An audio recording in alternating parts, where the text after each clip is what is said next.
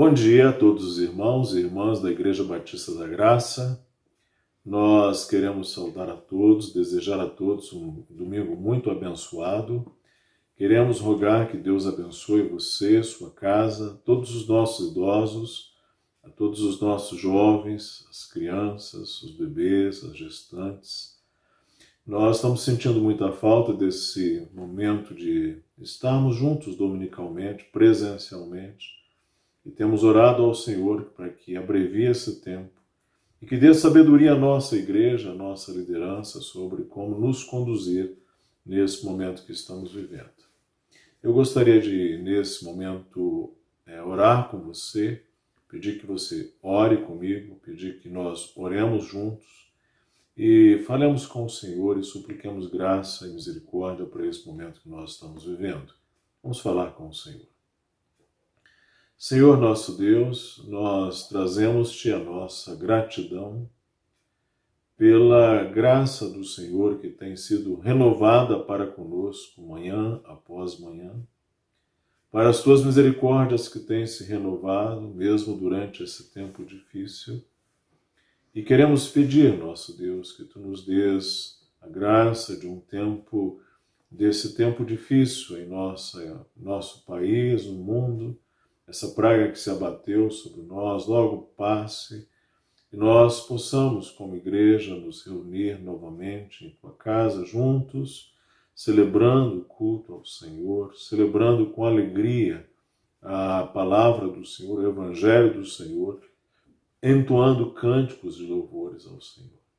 Ser com a tua palavra que será ministrada nesta manhã, que ela traga graça a todos os corações que a ouvem, tanto os de nossa igreja, quanto aqueles que mais distantes nos ouvem através da internet.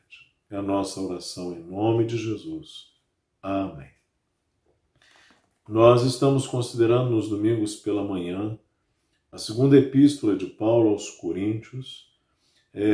Temos feito uma exposição sistemática, gradativa dessa epístola. Eu quero convidar você a abrir agora 2 Coríntios, capítulo 7, os versos, a partir do verso 2 até o final, até o verso 16. 2 Coríntios, capítulo 7, a partir do verso 2. E eu pediria que se você mantivesse a sua Bíblia aberta durante toda a exposição desta manhã. Nossa série chama-se Credenciais de Servo e você pode encontrar as mensagens anteriores, as exposições anteriores em nosso canal no YouTube. Eu começo a palavra desta manhã com base em 2 Coríntios capítulo 7, de 2 a 16, perguntando, quando você era criança, ou se você que me ouve ainda é uma criança, como você reagia quando você era disciplinado por seus pais? Nos relacionamentos com os nossos familiares, a gente gosta de ser confortado. E é mesmo uma experiência agradável sermos confortados e encorajados. É muitíssimo agradável quando os nossos relacionamentos com os nossos familiares são bons. Quando a gente pode, por exemplo, rever um irmão, encontrar uma irmã, rever quando estão distantes, estar juntos. E podemos trocar palavras boas. Também podemos falar a verdade um para o outro com um bom tom, com uma medida apropriada, com uma condição fraterna. Naquelas famílias boas, estruturadas, funcionais, há uma maneira sábia de também ajudar o outro com a verdade. Ou seja, a gente é capaz de encontrar a medida, o tom, para ali falar a verdade para o outro e trazer ao outro uma palavra de graça, de bênção, que ajude o outro. Isso é uma verdade com pais e filhos, entre irmãos e irmãs, dentro do círculo familiar, de um modo geral. Aqui nesse texto a gente tem o apóstolo Paulo, ele realmente lembrando que ele escreveu uma primeira epístola aos crentes coríntios, recomendando a disciplina de uma pessoa na igreja em Corinto. A carta, essa primeira carta que o apóstolo Paulo enviou, ela teve um tom forte e ela continha um conteúdo sensível. E Paulo, de fato, ficou preocupado com os efeitos que sua epístola poderia ter causado nos seus leitores. E Tito, então, que passou em Corinto, esteve em Corinto, lhe traria as notícias. E quando Tito estava vindo ao encontro do apóstolo Paulo, apóstolo Paulo deixou a cidade de Troas e foi ao encontro de Tito na Macedônia, e estando ali ele aguardava que Tito chegasse logo, e enquanto Tito não chegou, enquanto Paulo e Tito não se encontraram, Paulo não teve realmente tranquilidade. E Paulo expressa nessa epístola aqui o seu amor prático para com os irmãos coríntios, como nós já pudemos ver, mesmo que lá entre os coríntios alguém estivesse duvidando, questionando esse amor, Paulo manifesta esse seu amor prático para com os coríntios, como a gente pode ver no capítulo 2, nos versos 12 e 13, quando ele diz assim: quando cheguei a Troade para pregar o evangelho de Cristo, e uma porta se me abriu no Senhor, não tive, contudo, tranquilidade no meu espírito, porque não encontrei o meu irmão Tito. Por isso, despedindo-me dele, parti para a Macedônia. E Paulo agora está na Macedônia. E aí a gente observa algo muito importante aqui nesse texto, a partir do verso 2. Irmãos, que graça de Deus nós encontramos quando Deus usa um irmão ou uma irmã para, por meio desta pessoa, por meio desse irmão, dessa irmã, tratar conosco. Veja os versos de 2 a 4. Acolhei-nos em vosso coração. A ninguém tratamos com injustiça, a ninguém corrompemos, a ninguém exploramos. Não falo para vos condenar, porque já vos tenho dito que estais em nosso coração, para juntos morrermos e vivermos.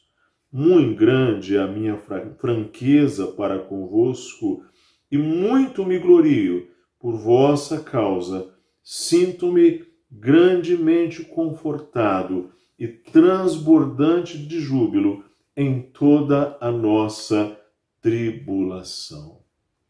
Irmãos, que privilégio tinham os crentes coríntios de poder contar com uma pessoa como o apóstolo Paulo, como um irmão, como o apóstolo Paulo, para ajudá-los, não é verdade?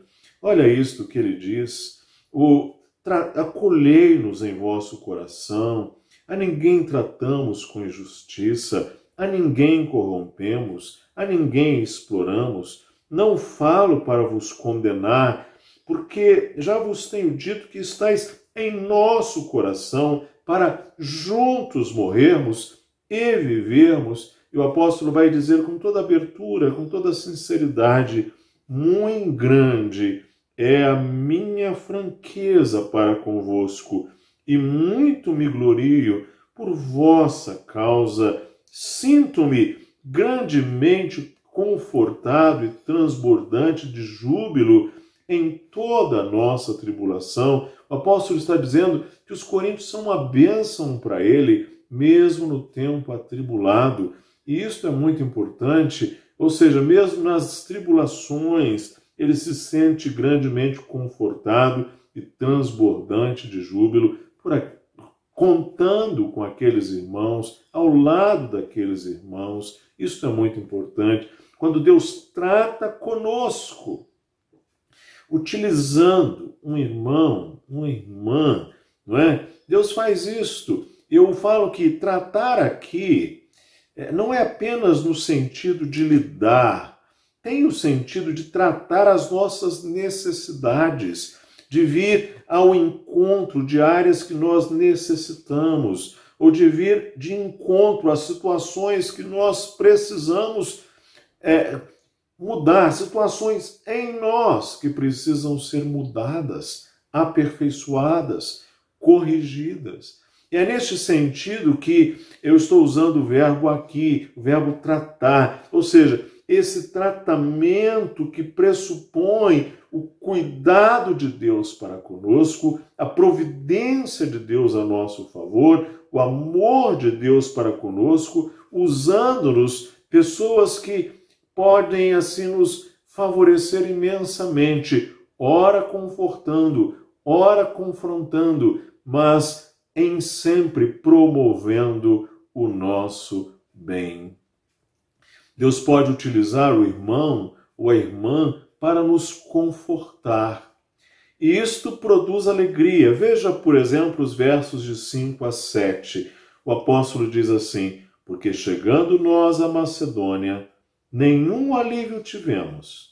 Pelo contrário, em tudo fomos atribulados. Lutas por fora, temores por dentro. Observe isto. Nós vivemos numa era em que as pessoas não admitem suas lutas, seus temores, suas angústias, suas tribulações, porque dizem que ser crente é não passar por isso em absoluto. É óbvio que esse tipo de linguagem, esse tipo de pensamento distancia-se totalmente da palavra de Deus. O apóstolo diz aqui, pelo contrário, em tudo fomos atribulados, lutas por fora, temores por dentro. Mas não é tudo. O apóstolo dirá, porém Deus, que conforta os abatidos, nos consolou com a chegada de Tito. E não somente com a sua chegada, mas também pelo conforto que recebeu de vós, referindo-nos à vossa saudade, o vosso pranto, o vosso zelo por mim, aumentando assim o meu regozijo.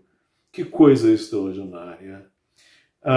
Tito trouxe ao apóstolo Paulo a chegada dele consolo, conforto. E a notícia que ele trouxe dos coríntios acerca da pessoa dele, do apóstolo, trouxe conforto, porque ele disse que os coríntios estavam sentindo saudade, choravam, estavam zelosos, cuidadosos por ele. Isto aumentou o regozijo do apóstolo Paulo. Paulo esperava que Tito chegasse, a fim de trazer-lhe notícias dos irmãos em Corinto. E enquanto não encontrou Tito, não teve tranquilidade. E agora que ele encontrou o irmão, ele foi confortado. Isso lhe trouxe alegria, isso lhe trouxe regozijo, ele diz. E você observe nos versos 13 a 16 o que o apóstolo diz aí. Foi por isso que nos sentimos confortados e acima desta nossa consolação, muito mais nos alegramos pelo contentamento de Tito, cujo espírito foi recreado por todos vós. Ou seja, vocês fizeram muito bem a Tito, porque se em alguma coisa me gloriei de vós para com ele, não fiquei envergonhado. Ou seja, se eu falei bem de vocês para com ele, agora quando ele esteve aí, isso não foi decepcionado. Eu não me iludi. Era tudo verdade. Pelo contrário, ele vai dizer: em tudo vos falamos com verdade. Também a nossa exaltação na presença de Tito se verificou ser verdadeira, e o seu, olha que coisa extraordinária a linguagem da Escritura, o seu entranhável afeto. Aqui entranhável vem de entranhas, de vísceras, de coração, de rins, das nossas entranhas.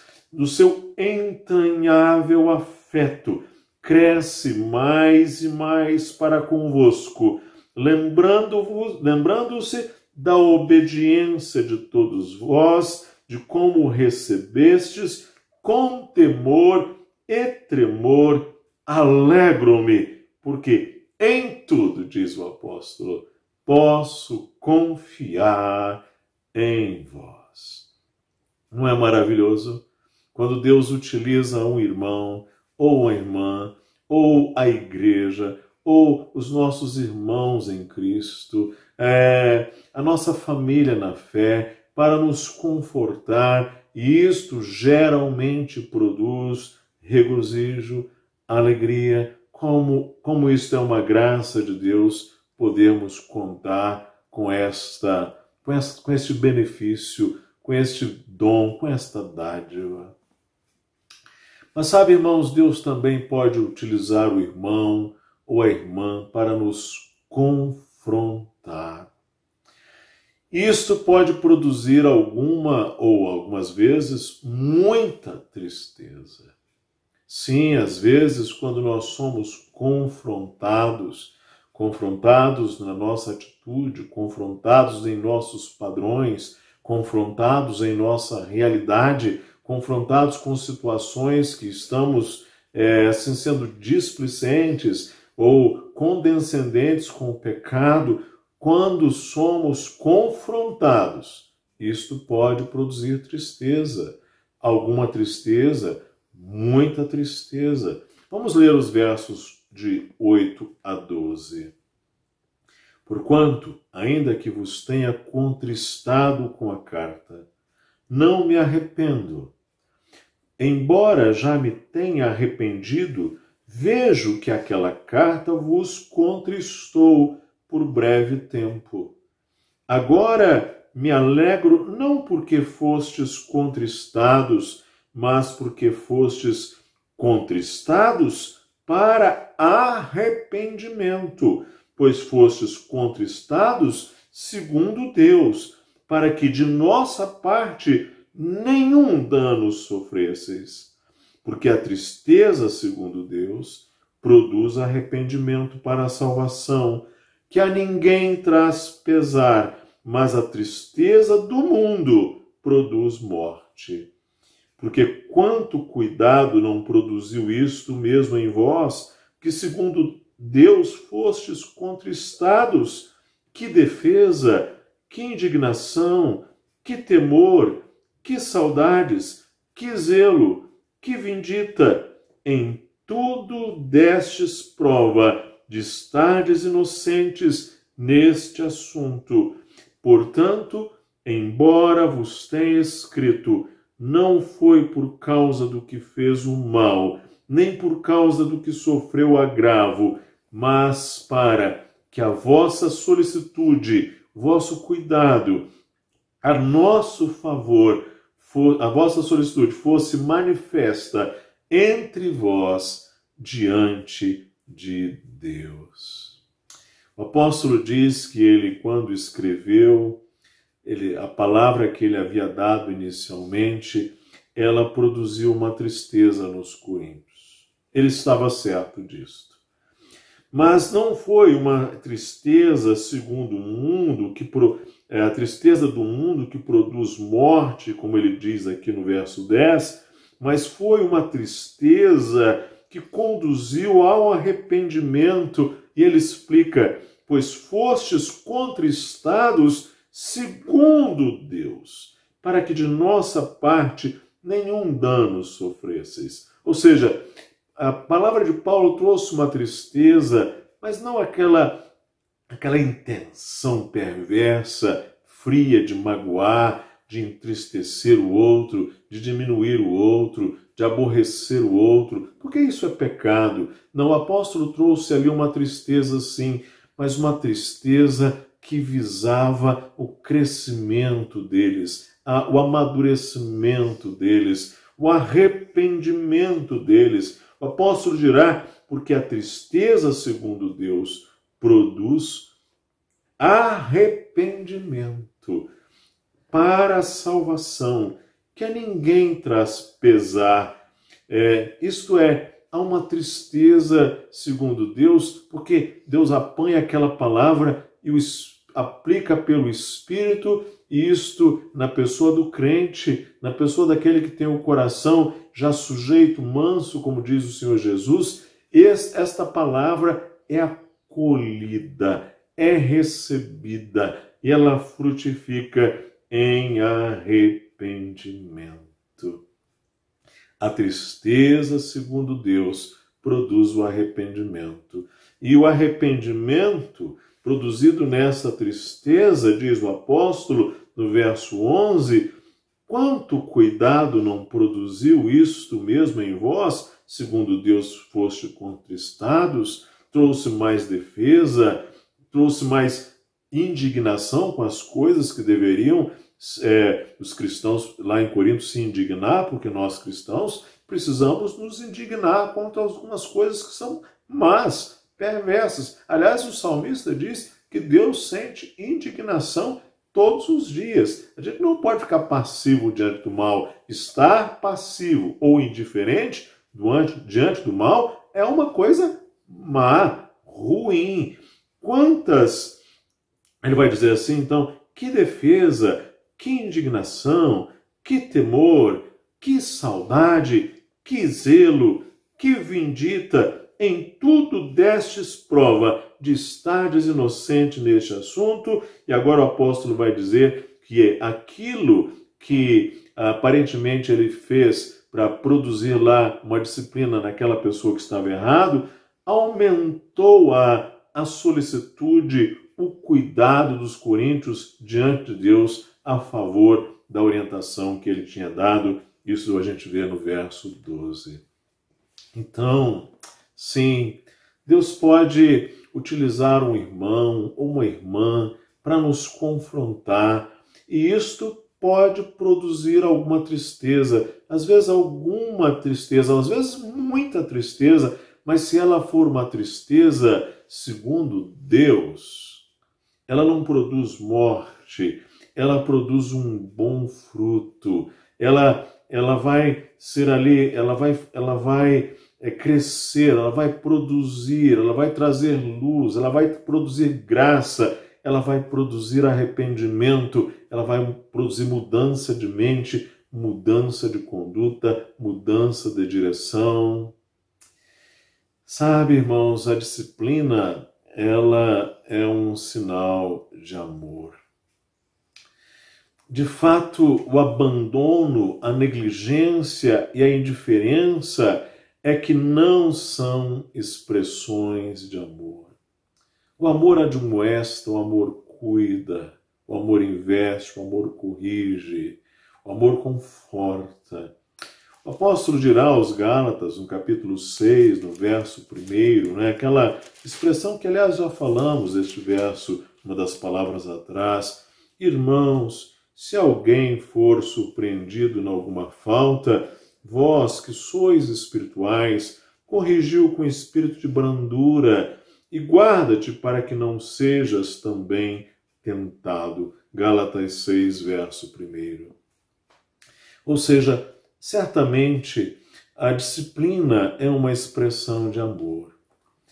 Mas sabe, nós precisamos tomar um cuidado aqui, porque em toda virtude há um perigo ali, às vezes, embutido. Geralmente há pessoas que gostam de corrigir, que gostam de censurar, que gostam de criticar, mas que não têm nenhuma tolerância, nenhuma abertura para ser repreendido ou corrigido.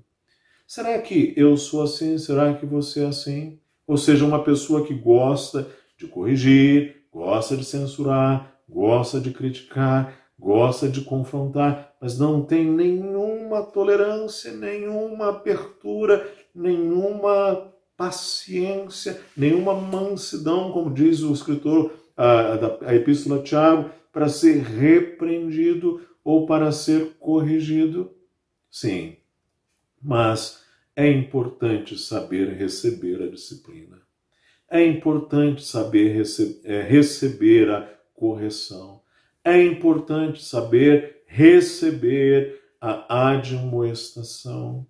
O escritor aos Hebreus, no capítulo 12, de 5 a 10, ele diz: E estais esquecidos da exortação, que como a filhos discorre convosco. Filho meu, não menosprezes a correção que vem do Senhor, nem desmais quando por ele és reprovado, porque o Senhor corrige a quem ama e açoita a todo filho a quem recebe. É para a disciplina que perseverais. Deus vos trata como filhos. Pois que filho há que o pai não corrige? Mas se estáis sem correção, de que todos se têm tornado participantes, logo sois bastardos e não filhos. Além disso, tínhamos os nossos pais segundo a carne que nos corrigiam e os respeitávamos. Não havemos de estar em muito maior submissão ao Pai espiritual e então viveremos? Ora, se eu sou filho, eu preciso saber quem é meu pai. E se ele é meu pai, ele precisa saber que eu sou filho dele. Nós vamos ter clareza dos nossos papéis. Porque às vezes há filhos que não têm clareza do seu papel como filhos. Eles não querem ser filhos. Eles querem ser por conta própria. E às vezes há pais que não querem ser pais. Deus não. Deus é um pai que nos trata como filhos. E por ser pai, ele nos disciplina, ele nos corrige, como diz aqui o escritor aos Hebreus. Porque ele nos ama, porque o Senhor corrige a quem ama e açoita todo filho a quem recebe. Então, se Deus nos trata como filhos, ele pode usar irmãos na igreja, líderes, para nos confrontar, para nos corrigir, para nos admoestar. E o problema está em que nem sempre nós sabemos lidar com isto. E eu diria que há muitas pessoas nas igrejas que não têm absoluta condição de lidar com isto. Elas ficam emburradas.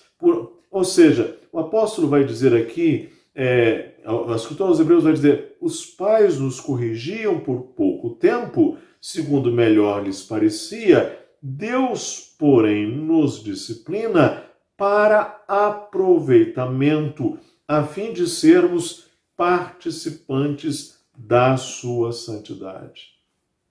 Se você está sem disciplina, aqui diz, você não é um filho legítimo, você é bastardo. E a ideia é que o filho acolhe a disciplina. Não sei se você está entendendo. A não ser que seja um filho rebelde, hostil, que vai pelo próprio coração, segundo os seus próprios impulsos, o filho acolhe a disciplina. O filho acolhe a repreensão do Senhor. Você não rejeita, você não deve desmaiar, como usa a linguagem aqui, quando você receber a admoestação do Senhor. A primeira bem-aventurança, a primeira de todas, aquela que é a porta de entrada no reino de Cristo, é: bem-aventurados humildes de espírito, porque deles é o reino dos céus. Eu queria dizer, se nós não tivermos esse sinal dessa pobreza de espírito, dessa humildade de espírito, então nós não passamos pela porta, nós ainda estamos fora do reino, nós ainda estamos adiante, lá longe, porque não há lugar para entrar no reino sem passar por essa bem-aventurança. Você se lembra quando nós pregamos sobre isso? A saber, nós somos humildes de espírito, pobres de espírito. Essa tristeza, que segundo Deus que fala o apóstolo aqui, produz fruto de arrependimento, e a pessoa crê, a pessoa cresce, a pessoa, pode ser que no momento ela se entristece, mas aquilo é como um filho que consegue perceber: meu pai fez aquilo por meu bem. Há filhos que não percebem isso, Mas há bons filhos que percebem: meu pai, minha mãe falou aquilo pro meu bem, eu agora entendo, eu agora compreendo. Especialmente quando ele casa, né? Especialmente quando ele tem filho, especialmente quando ele precisa cuidar do próprio filho. Aí ele começa a compreender algumas coisas que antes ele não compreendia. A tristeza, segundo Deus, produz o arrependimento. E ele vai dizer, produz o cuidado, a defesa, a santa indignação, o temor, a boa saudade, o zelo, a vindita, o cuidado, a solicitude. O crescimento produz arrependimento e fé. E arrependimento e fé são a lógica da vida cristã, melhor dizendo. Nós crescemos em santidade assim, a caminhada cristã, a perseverança cristã é assim, o processo de santificação é assim, como disse o pregador Spurgeon, ou seja, nós caminhamos em fé e arrependimento, como as nossas passadas, fé, arrependimento, e é assim a vida inteira. Se você não está crescendo assim, eu quero pedir que você considere se de fato você é uma pessoa cristã à luz do ensino do Novo Testamento. Eu gostaria de ir para a parte final desta palavra, trazendo algumas considerações bem breves. Como nós devemos ser gratos pelo irmão e pela irmã que manifesta para conosco o cuidado de Deus. Na verdade, aquele que nos fala, que nos avisa, que nos admoesta, que nos traz a palavra com verdade apropriada, que fala o que precisamos ouvir, que fala aquilo que nós precisamos acolher. O apóstolo Tiago vai dizer para nós acolhermos com mansidão a palavra e não sermos rápidos para nos irarmos. Isto deve nos trazer, então, um senso de gratidão a Deus pela igreja, uma boa igreja que é capaz de nos ensinar a palavra, nos admoestar, onde houver o discipulado mútuo. Mas é mais, esse é o desafio e um chamado para nós sermos este irmão e esta irmã. Você observou que o apóstolo Paulo, ele traz os verbos para si, ele faz referência na primeira pessoa, ele se coloca como este irmão, como esta irmã, que conforta, que consola, que confronta, que corrige. Ele faz isto. Esse é o desafio de Deus para nós sermos este irmão. Ele vai dizer, acolhei, no verso 2, em vosso coração, a ninguém tratamos com injustiça, a ninguém corrompemos, a ninguém exploramos, não falo para vos condenar, porque já vos tenho dito que estais em nosso coração, morrermos e vivermos.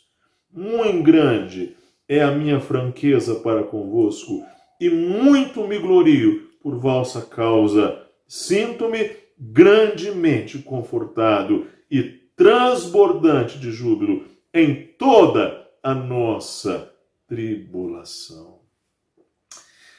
Ah, que bom que o apóstolo tinha esse coração de Cristo. Certamente existem em nossas igrejas, às vezes nós mesmos podemos pecar por isto, nós ficamos naquela postura, ficamos esperando receber, ficamos apenas cobrando, gritando, esperneando, buscando os nossos direitos, buscando ser isto, buscando ser atendidos, buscando ser favorecidos, buscando ser servidos, mas nem todo mundo está disposto a oferecer, a servir e seguir as pisadas de Cristo. Seguir o exemplo de Cristo é seguir o exemplo de Paulo, é servir, é fazer, é ser chamado para esse desafio de sermos nós mesmos, este irmão, irmos para além de nós mesmos e não ficarmos, como nós falamos palavras atrás, como naquele mundo ainda pré-copérnico, em que se achava que o Sol girava em torno da Terra. Nós não podemos ficar assim. Nós precisamos ser pessoas que cresçam, que não fiquem aí apenas esperando receber, cobrando, gritando, esperneando. Nós precisamos aprender a servir. Isso é crescer, isso é ser como Cristo. Nós precisamos aprender a confortar e também com sabedoria, com graça, corrigir, não para massacrar, não para produzir a morte, a destruição do outro, mas com habilidade buscar aquela tristeza segundo Deus, que no final das contas produz muita alegria, como aliás termina esse texto: alegro-me, porque em tudo posso confiar em vós. Que Deus nos dê sabedoria, que Deus nos dê graça para sabermos como servir, ajudar, sermos este irmão que serve o outro. Isso logo também nos chama para nós nos abrirmos para a comunhão. Há pessoas que elas ficam como ostras fechadas, como monges, como eremitas.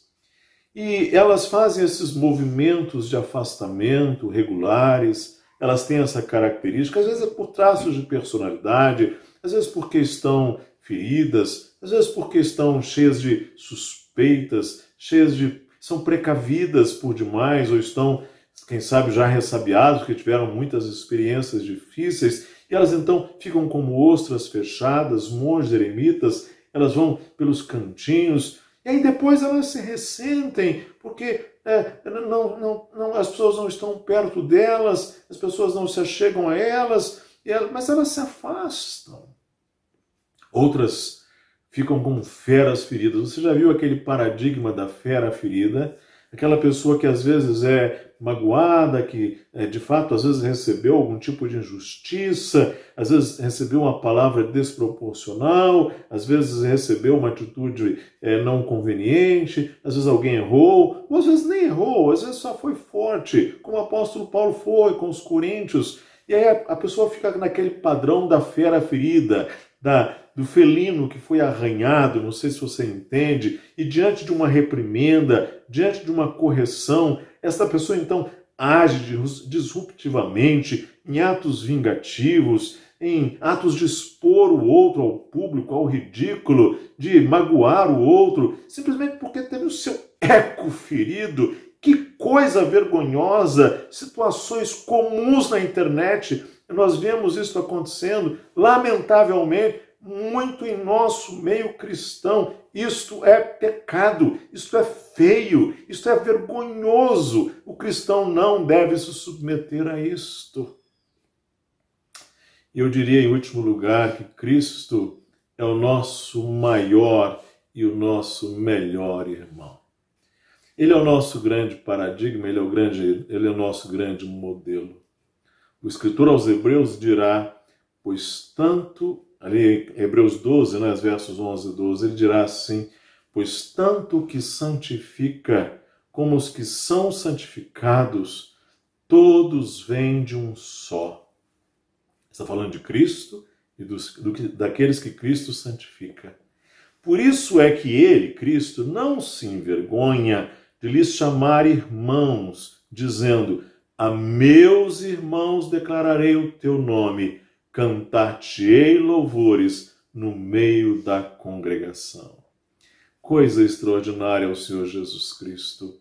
Ele nos trata como irmãos, ele nos santifica, ele nos abençoa, ele nos serve.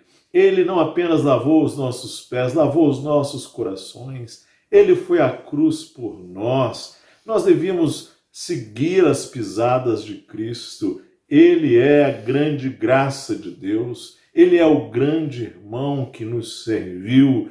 É nele que o apóstolo Paulo se espelha para servir aos coríntios. Também Hebreus 12, versos 17 e 18. Por isso mesmo, convinha que, em todas as coisas, se tornasse semelhante aos irmãos, para ser misericordioso e fiel sumo sacerdote nas coisas referentes a Deus e para fazer propiciação pelos pecados do povo, pois naquilo que ele mesmo sofreu, tendo sido tentado, é poderoso para socorrer os que são tentados. Jesus Cristo, ele se tornou semelhante aos irmãos, ele se fez carne como nós, ele habitou esta tenda como nós vimos lá atrás, não é? Ele habitou esse tabernáculo como nós.